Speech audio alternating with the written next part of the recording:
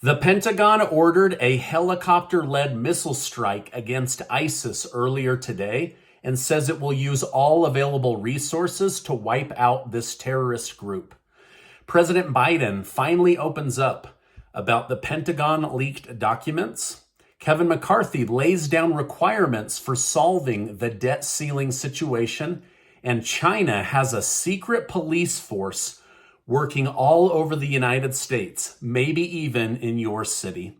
Thank you so much for liking and sharing these videos. It really helps me out, so thank you so much. Also, listen to the end where I'll tell you about a $10,000 cash giveaway my wife and I are doing right here on my YouTube channel.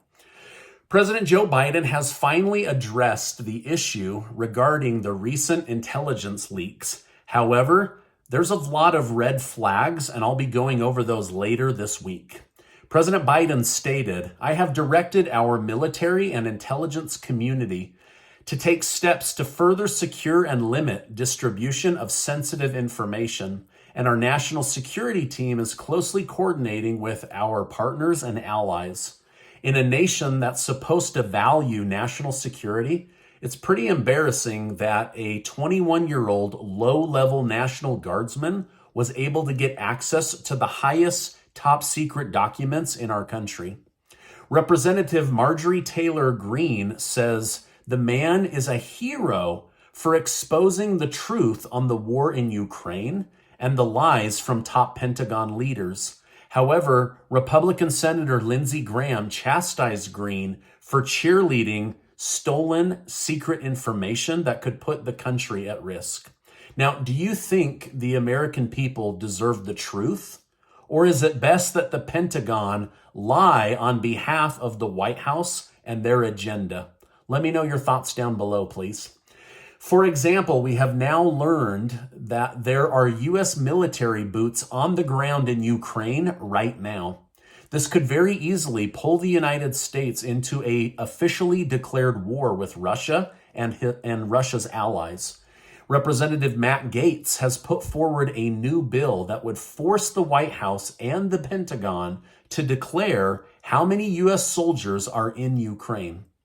Republicans grilled District Attorney Alvin Braggs of New York today on why he is so soft on crime in New York City, while at the same time going after a former president for a small misdemeanor.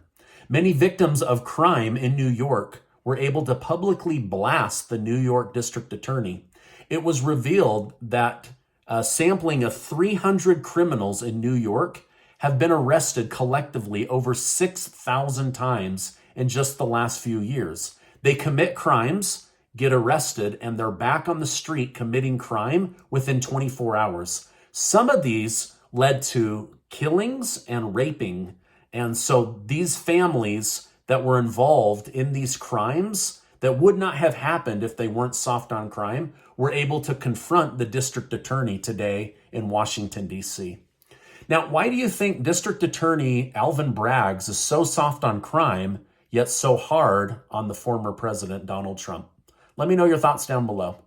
Another freight train carrying hazardous material has just derailed and caught fire in the state of Maine.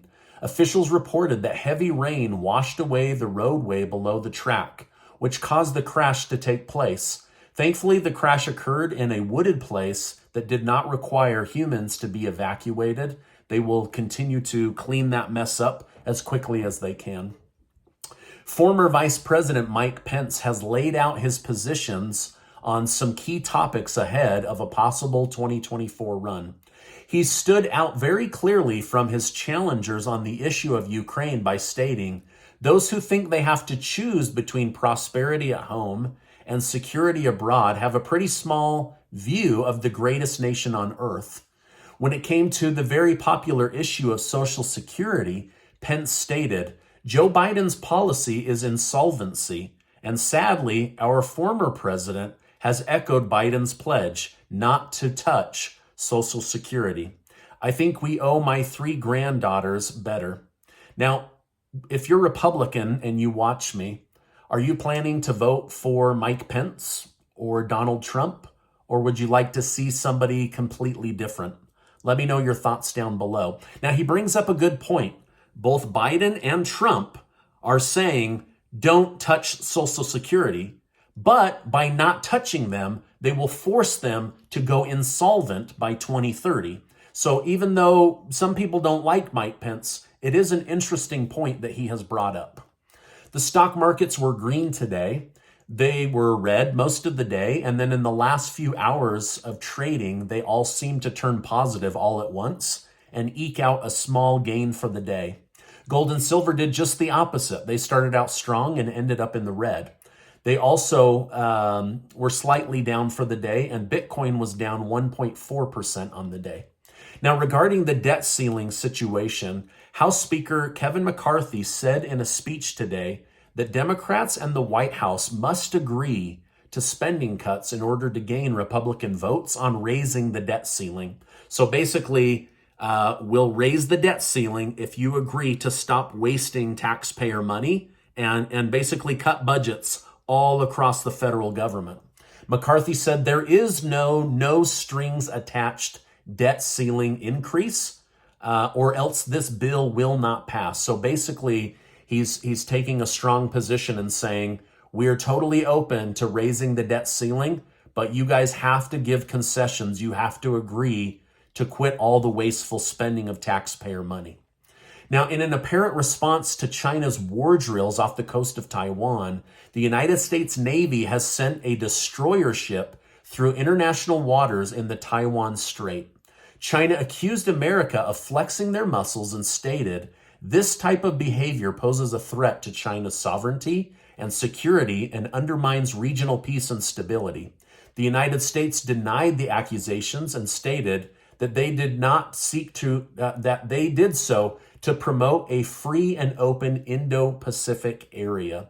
So basically, China feels threatened. The United States says, we're just keeping trade open, but most likely the United States was flexing their muscles against China.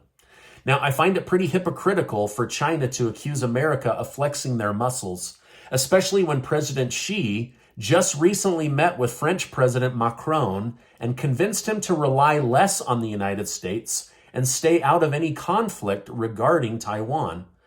On top of this, Germany's foreign minister, Annalena Baerbock, is trying to be persuaded to turn on Taiwan as well. Thankfully, however, she advocated for complete peace and did not go in like Emmanuel Macron of France. So China is basically getting countries to flip against the United States, countries that have been friends for many, many years. Now, this could be the fact that, remember when Joe Biden promised to give submarine technology to Australia and France, and then last minute cut France out of the deal? This might be why France has a bitter taste in their mouth when it comes to U.S. military alliances and allegiance. Now, several months ago, I reported how China was building a secret police unit within the United States. Some of you said I was crazy and telling lies. Well, today, in New York, 2 members of this secret Chinese police unit that is unauthorized and unapproved were arrested for possibly spying on the United States, but definitely for doing police work in a country where they do not have jurisdiction. So, I mean, can you believe that China has secret police all over the United States to spy on Chinese people and basically gather data and intel for the Chinese Communist Party? I mean, it's absolutely wild. The Biden administration just carried out an attack on an unnamed leader of ISIS. The U.S. executed a helicopter raid, which resulted in the probable death of the targeted individual, according to the U.S. Central Command.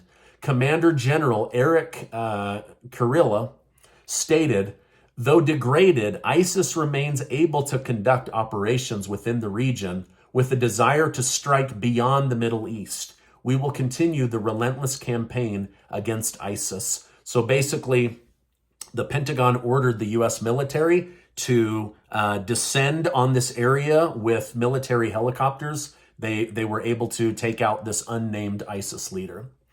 Elon Musk just released a bombshell regarding individual privacy during a new interview with Fox host Tucker Carlson.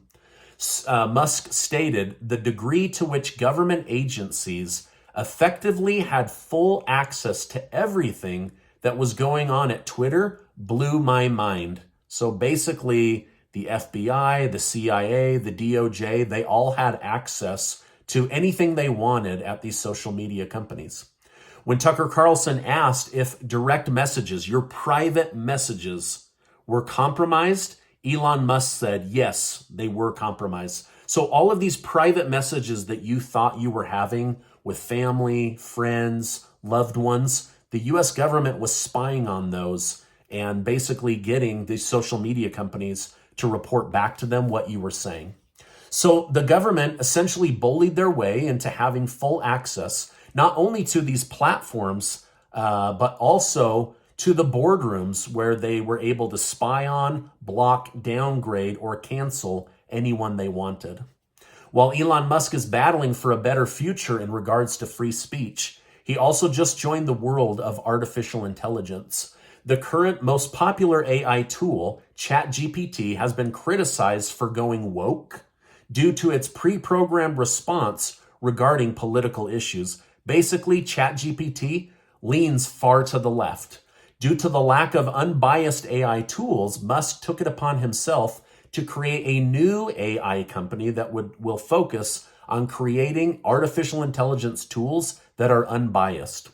I have a real life example. Just today, I asked ChatGPT to summarize an article about the Obama era whistleblower that says Vice President Joe Biden leveraged U.S. taxpayer money in order to enrich his family by getting Congress to give money to the Ukraine energy sector. ChatGPT told me the article was about the Trump administration not caring enough about climate change and how they hurt the planet. So it was biased, it was lying to me, and it was totally misleading. This is why Elon Musk is going to create his own artificial intelligence. Now, Casey and I are doing a giveaway, $10,000 in cash, thanks to generous video sponsors. One of you is going to win $5,000 in cash, and 5 of you are going to win $1,000 in cash. You can spend it however you want. I got an email just today from last month's $5,000 winner. He said this really is life-changing money, and it came at the exact time his family needed it, and he'd never thought in a million years he would be the winner. Pretty cool to receive that email. Anyway, we're both excited to be able to give away this money at the end of April. So thank you so much, and I'll make sure to leave a link down below. Now, before you go, I want to remind you that you are amazing. Make sure to check out this super important video and hit that subscribe button. I want to keep you in the loop on what's going on. So thank you so much for stopping by, and I'll see you on the next video.